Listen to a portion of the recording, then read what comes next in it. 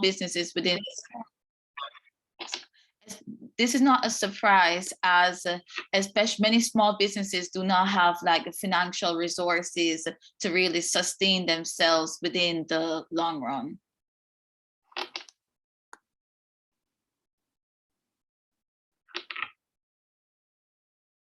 Okay. So as it relates to the impact on individuals, due to the loss of income brought on by the pandemic and the health effects, there were a myriad of adverse impacts on individuals. As you can see from the infographics, majority of respondents, which was around 76.1%, indicated that they would need like financial support.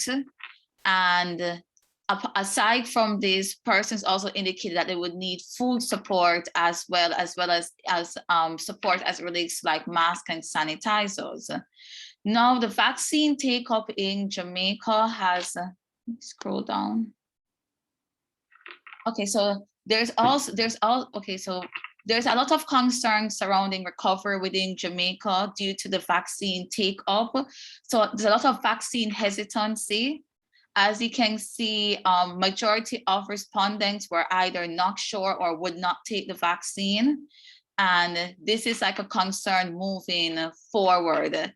Because even if although there's been difficulty accessing the vaccine, even the willingness of persons is clearly a big concern within Jamaica moving forward. So that's just a brief overview of what we found.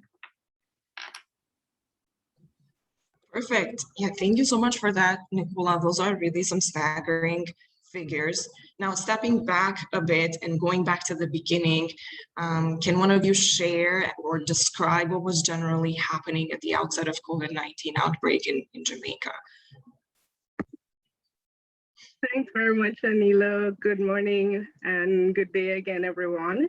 At the time, preparations were being made based on our global awareness of the pandemic. There were hopes that the arrival would be delayed, but once the first case, imported case, was confirmed on March 10, 2020, then it moved to accelerating the decisions, fast-tracking the various initiatives to support, at the time, containment, decisions, border closures, quarantine facilities, the health and availability of PPEs, and deciding how the various initiatives to support the vulnerable would be put in place. That's perfect. And then I'm assuming there were a lot of information coming in from different entities, different agencies, different institutions.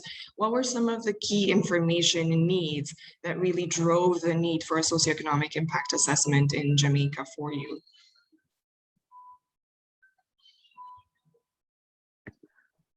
Damien, would you like to take that one, or Arlene, whichever? You're on mute, Damien. Sorry, I was on mute. Could I get the question again? Yeah, so the main information and needs then at the beginning of COVID that drove the need for a socioeconomic impact assessment in Jamaica. Well, one of the problems that we have had here is that there is not a tremendous amount of robust and consistent data collection. And what is actually collected is not collected on a uniform basis on which one can call upon to know exactly what is happening. So we had to do some primary data collection in the first place, and to be able to see what was going on early on as it was happening. And so it was critically important that this exercise be carried out so that we could actually do that data collection that was specifically geared to seeing what was happening on the ground in terms of the impact of COVID early on and as it unfolded. Yeah, exactly. And then you guys just finished writing the final report of the socioeconomic impact assessment. So can you just tell us a little bit about the process of conducting the surveys, any highlights that are worth mentioning at this point? And we'll get into challenges right after, but something that's worthwhile at this moment in time? Yes, so we thank UNDP as well for the partnership on this study, and for the partnership with Surge Data Hub as well. So the initial discussions were with UNDP Jamaica and Surge, as well as the technical review committee that had been established by UNDP with a wide range of stakeholders in Jamaica. Following those discussions, we had both the assessment of the secondary data that was available, as Damien mentioned, as well as the plans for the primary data collection. And the secondary data included existing data and reports prior to the start of the pandemic, and then those that were being conducted during the pandemic.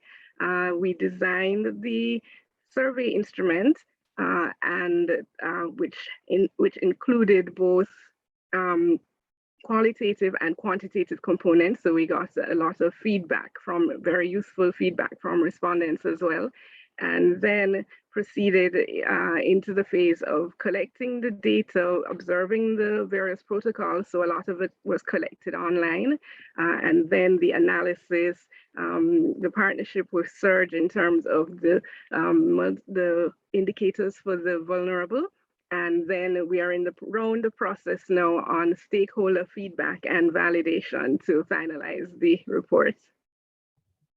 That's super exciting, Arlene. And one of the things that comes to mind when people think about socioeconomic impact assessment is really safety protocols, especially if you're conducting the survey in person. So both for enumerators and beneficiaries. And I was wondering, what were some of the data collection experiences given these surrounding challenges that were posed by the increasing number of cases of COVID-19 and in navigating these general safety protocols for enumerators? Were there any additional challenges due to time constraints or turnaround for data collection?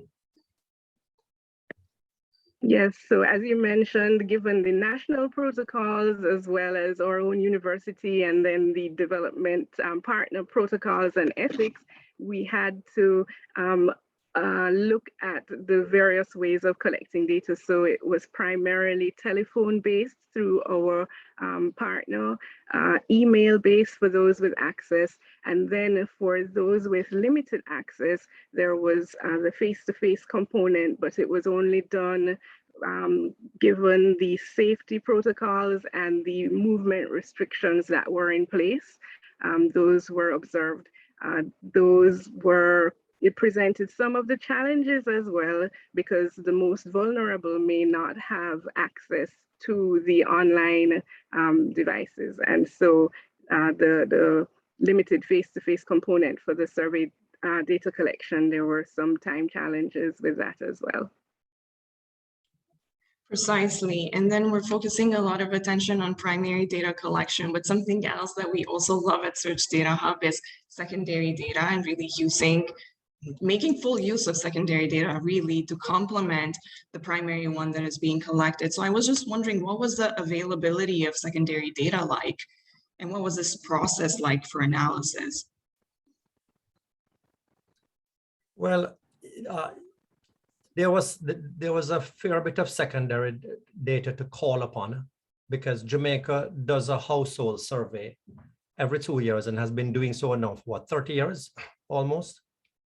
In addition to which, some COVID work had gone on before and had done their own primary data collection, which we could call upon selectively to complement the work that we did. So we really, in the end, did have a lot of data to work with to be able to tell a sort of comprehensive picture of what was going on. Yeah, that's really smart. And then in terms of your experience during the implementation of the survey, and this is a question that pops into my head always when I'm in such webinars, I'm always thinking, what were some of the lessons learned? And of course, I'm going to pose this question to you guys as well. What were some of the lessons learned during this process in whichever category that you would like to mention? Well, one of the lessons that certainly we have learned, because we conducted ourselves and were aware of COVID impact work that had gone on before. But there was a real advantage to this particular exercise because it was able to bring together in one exercise all the different elements of the impacts. And then you were able to get a comprehensive picture. You were able to see some interactions between various aspects that were not obvious when you're doing, more narrowly defined work, sort of sector by sector and element by element.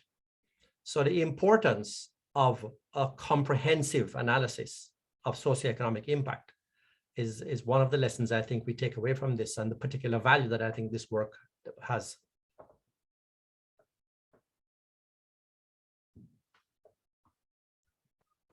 Were there any challenges as part of these lessons learned and any creative ways that you've used to overcome them? You mentioned a couple before related to safety and protocols for enumerators.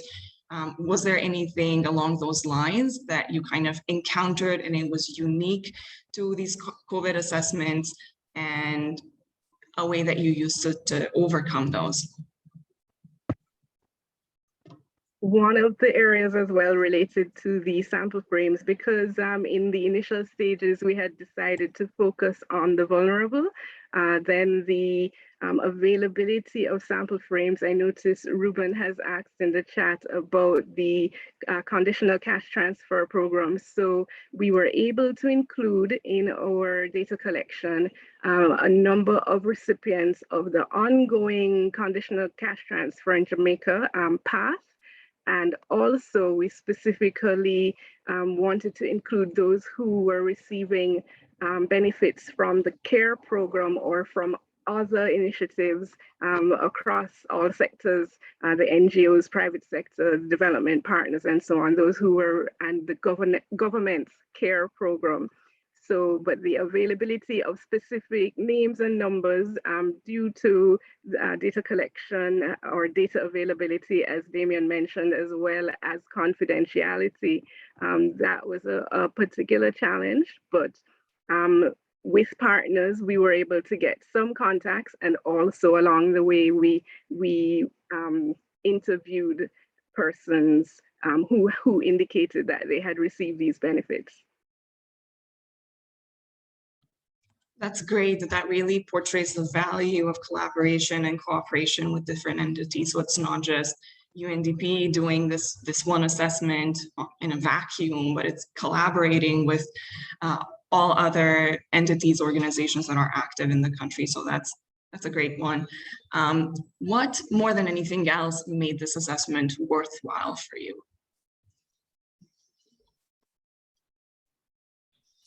Well, I've indicated one thing already, which is that it's sort of the comprehensive nature of this exercise that pulls all the different elements of the impacts together. And for that reason, I think that as much as so much other COVID work has gone on, this is going to be the definitive product for Jamaica in terms of the impact of COVID-19. And I really do expect this to be called upon by researchers and analysts for years to come. Something else I would like to point out, which I think was an important part of this exercise, and it relates to the question that Ruben has asked in the chat. When you look at Jamaica's pre-existing social safety net, you sort of really wonder how crisis effective it would be in this kind of situation. And it was interesting to discover in this exercise that it was not that effective in terms of catching most of the people who were harmed by the pandemic and the measures to control the pandemic. And so the government had to roll out a specially designed from scratch cash transfer, a number of cash transfer mechanisms to try to be more targeted in terms of alleviating the impact on many segments of society. And so the fact that they had to do that, despite the fact that, we are supposed to have a social safety net in place, is one of the lessons that we learned from this experience and that we were able to talk about in this report.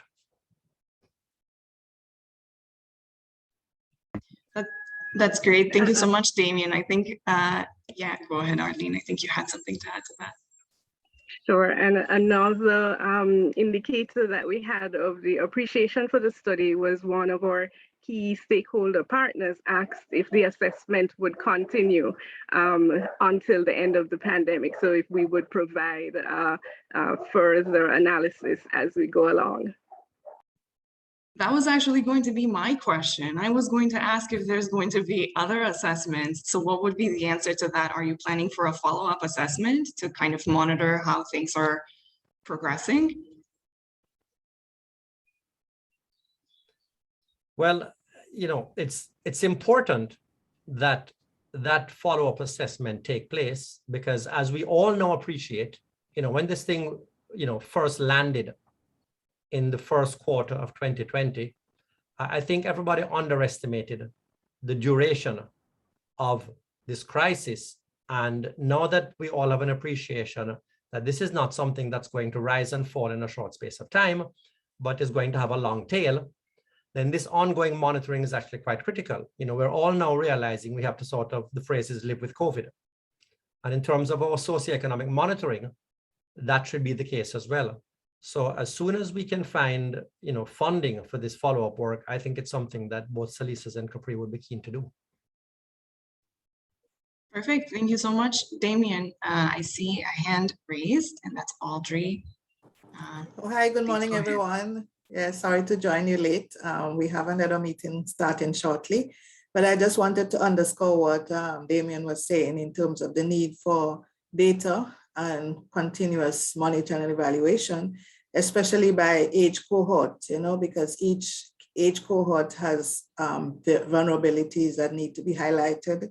And so we need to know what's happening with the children 0 to 8, especially in those early years, what's happening with the elderly, what's happening to men, to women, the unemployed. And so one of the highlights for me was the need for social protection and a social protection floor, a minimum set of needs being met, so that we are not going to allow people to slip into poverty and increased severity of poverty. So I think for me as a sociologist, the social protection needs for the cohorts, by cohorts and throughout the life cycle, and the need for a continuous assessment of what is happening to the various groups in the society. Thank you.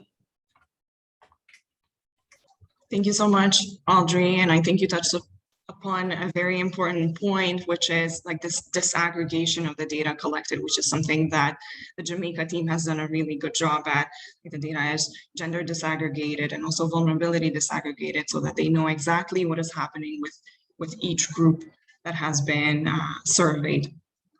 So if there aren't any other, you know, anecdotes or any takeaways, I see a comment by Fabian in the chat about monitoring tools. So aside from monitoring the socioeconomic situation in the country and doing a follow-up assessment, do you know if there are any monitoring tools or systems for the cash transfer tracking that was mentioned before? You know, it would have been really good if the government had sort of instituted a monitoring apparatus from the very beginning, from even before the first dollars arrived in people's pockets, so that they could sort of learn more from the experience as it went along. This exercise revealed to us that notwithstanding an existing social safety net, notwithstanding that new mechanisms were put in place and new channels of delivery for emergency cash transfers, that most of the neediest in society were missed. And so ongoing monitoring would have sort of revealed that in real time and allowed adjustment of the systems. So that kind of systematic ongoing monitoring is not in place. But as I said, because this is a long-term situation, the faster it can be put in place, the better it will be for the effectiveness of these programs. Thank you so much. And we're hoping that this study and the pool of data and resources collected can be in the can help to support the ongoing monitoring. Yeah, precisely. Thank you for that, Arlene and Damien. I see a relevant question regards to tracking, but more about being able to tell what's happening as you're disaggregating the data. So are there any highlights or insights that came up through that data disaggregation by gender that might not have come up otherwise? Did you notice anything extraordinary or anything that stood out as you were disaggregating the data that way? Well, we did notice, I mean, it was not unexpected, but we did notice that women tended to be in sectors and in occupations that were more vulnerable, and that explained the greater impact on women. And that has a much wider socioeconomic impact in a country like Jamaica, where there are a large percentage of single female-headed households. So that affects the entire family, the entire household. So that was a critical finding, and I'm not sure really if that would have come up in any other way. That's a perfect example. Thank you, Damien. Go ahead, Arlene. And women as caregivers would have had to take on the role of assisting children with online school or taking care of elderly while also maybe continuing to work or not being able to work. So were affected as well. And then, of course, not coming directly from our survey, but from the analysis of secondary data would be the increased exposure to women to violence in the home, domestic violence. That came up in the analysis of secondary data. And also from the secondary data would be women with HIV/AIDS who need and other women with other types of illnesses. One of the things that we have noticed about the pandemic is because the focus is now on the pandemic, other illnesses don't get the attention that they would have gotten. And so we know that persons' preventive care, continuous care, getting access to medication, being able to go to the hospital and get the kind of care that you would have gotten pre-COVID. These are what I would say the indirect effects of the pandemic, that while we focus on the treatment of the pandemic, the control of the pandemic, the other illnesses are not getting the same level of attention. And of course, while we talk about the pandemic, we have to remember that our countries are extremely vulnerable to climate change. And therefore, one of the things that we have noted is that we need to pay more attention to what's happening, as we could have a double jeopardy, like where you have the natural disaster and the pandemic. So we know that's something that we have to keep in mind all the time. Thank you so much for that, Audrey. I think, yeah, we covered a lot. We covered preventative care, employment sectors, time commitments, and those household dynamics, which have changed during COVID. So my last question, my final question for today would be, so now what? Where are we going from here? We mentioned the final report, and it was mentioned by Ruben as well in the chat. Everybody's looking forward to the report, but also thinking along other lines, like capacity building or the use of data, any UNCT planning. So where are we going from here? What's next? Well, I think, I know Damien can add, but I think the report has outlined very specific recommendations. It's almost like you could use it as a checklist. So we went through very by sector, making very solid and specific recommendations. If so, any country team can take it up and use it as a tool to implement. One of the things that we noted, of course, is the partnership, so that people are doing, there are proposals, there are strategies being implemented, but we really want SDG 17, so we mentioned it quite a bit. SDG 17 is very important in terms of the global partnership for development, that we talk to each other, that we support strategies that one agency is doing. So I think we are very proud of the report. We are ready to help with the continuous monitoring and evaluation of the strategies, and we stand ready to support in whatever way we can, because we think this is one of our most effective projects, Damien, because we are directly informing the policy process, directly helping out in terms of reduction of vulnerabilities in Jamaica. So we look forward to the continued partnership. And I would add to that only that with the work done, the analysis completed and the recommendations made, it is now up to UNDP here, to Capri and Salises to push this into the national conversation, so that it becomes part of a discussion on how we can continue to help to monitor and alleviate and to do better during this crisis. Thank you so much, Audrey and Damien. I see a hand up from Fabian. Go ahead, Fabian. We have exactly a minute left. Yeah, thanks. Thanks a lot for all the information. Just a quick question, looking that you have a good tradition as a region, Latin America in general and Caribbean, about the global multidimensional poverty index. I'm aware that, as Gentian also is stating in the chat, that we have also done together multidimensional vulnerability index. Did this serve, or I mean, is this any value added that is, I mean, you got from this in the country office, but also the government and other counterparts? So, yes, as mentioned, we are very happy for the partnership with Surge on this chapter. And one of the highlights is in relation to those who are vulnerable are not necessarily those who have the least resources, and so it's identified across the island some of the most vulnerable, as we mentioned, that we had included in the sample frame as well. And so we look for the report has been going through a series of feedback sessions with the country team and other stakeholders in Jamaica. So we will share those further, and we look forward to collaborating, as we know that Surge has done SEAs across the globe, and Anila mentioned the possibility for comparison and collaboration.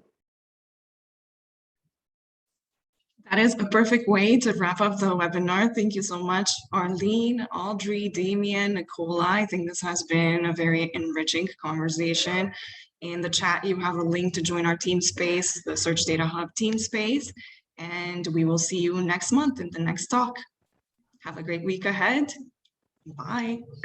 Thank you all. Okay, bye. Thank you. Thank you for inviting Bye. us. Thank you. Thank you. Thank you very much. Bye. bye.